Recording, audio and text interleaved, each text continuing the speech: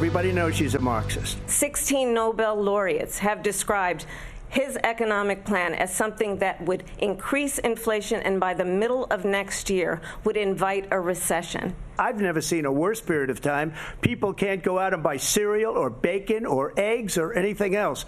The people of our country are absolutely dying with what they've done. Her vice presidential pick says abortion in the 9th month is absolutely fine. He also says execution after birth. It's execution, no longer abortion, because the baby is born, is okay. And that's not okay with me. There is no state in this country where it is legal to kill a baby after it's born. Madam Vice President, I want to get your response to President Trump. Understand, if Donald Trump were to be reelected, he will sign a national abortion ban. Understand, in his Project 2025, there would be a national abortion, a monitor that would be monitoring your pregnancies, your miscarriages. In Springfield, they're eating the dogs, the people that came in. They're eating the cats. They're eating the pets of the people that live there. And this is what's happening in our country, and it's a shame. When we listen to this kind of rhetoric, when the issues that affect the American people are not being addressed, I think the choice is clear in this election. President Trump, I'll give you a quick minute to respond. Yeah. All right, back to our presidential debate coverage. Vice President Kamala Harris, former President Donald Trump, meeting on the stage in Philadelphia for the first time. Each candidate spoke about some of the biggest issues facing Americans today, like immigration and the economy, but was there a clear winner? Dr. Ronald Stevenson is in this morning, a professor and director of debate at Wayne State University, teaches a college-level course in debate. So thank you for being with us. Thank you for having me. What did you think of the format itself? So microphones turned off, and I don't know how you do it at Wayne State when you're teaching your team and your students, but is that an effective format? It is, in the sense that when one person is speaking, you shouldn't have another person trying to speak over them so that they can make their point. We don't often use microphones, so it's a little different in our setups. What they did in the presidential cycle, I like the muted mics.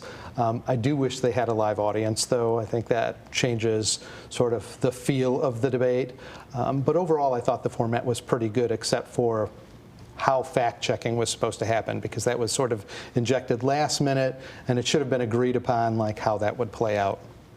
So in other words, the fact-checking had not been part of the plan the whole time? It wasn't like firmly discussed ahead of time, and I know that what's happened, because there was pushback by some of the moderators, that there's discussion that it was biased in terms of how it's played out. Like Trump afterwards said it was 3-on-1, and so the debate was unfair. And I think had they had a more clear-cut approach to, like, nobody's going to push back, you're just going to be able to say what you want in a sense. But journalistically, that would be irresponsible. I mean, you've got to agree, be able to, or you've got to make sure that the things that are being said are true. Sure, but that sort of needs to be agreed upon ahead of time. I think that was the complaint.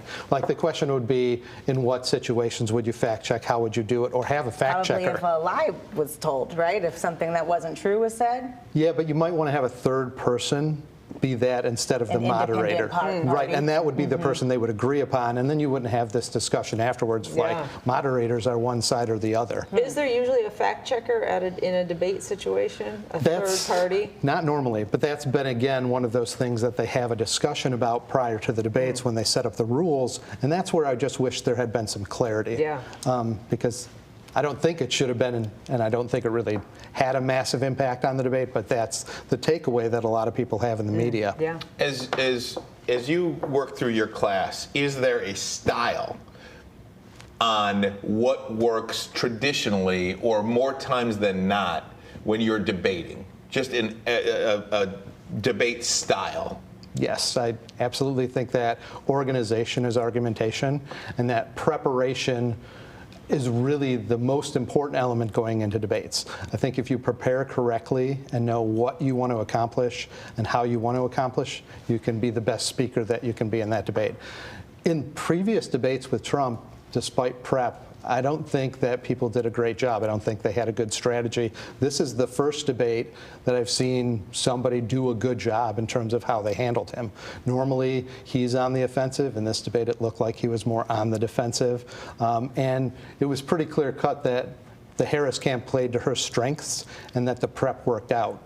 The last debate, supposedly Biden had a lot of prep, but you didn't see that roll over into the outcome. So I was glad to see more traditional debate prep instead of just sort of winging it when you get up there and doing what you do come through. And the goal is not to memorize sound bites, right?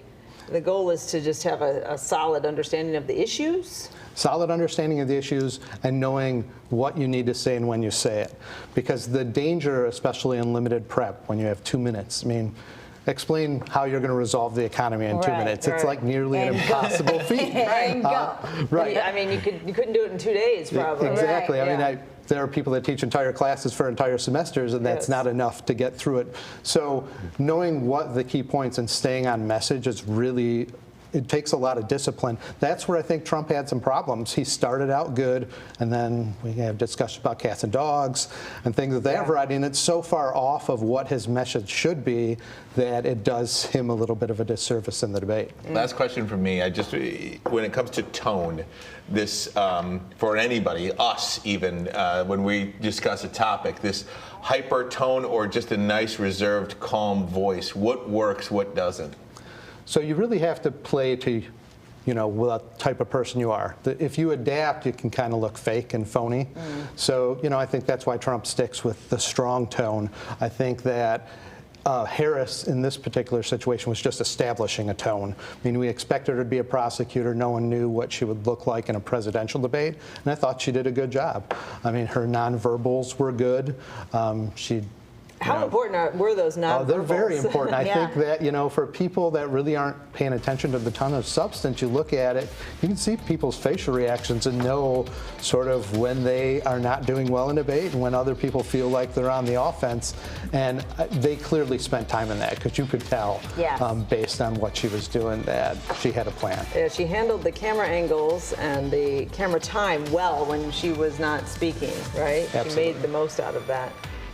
Great. Right. Thanks so much. We really appreciate it. Thank you. Thank you for having me. I appreciate that. We appreciate your insights. So interesting. We'll be right back.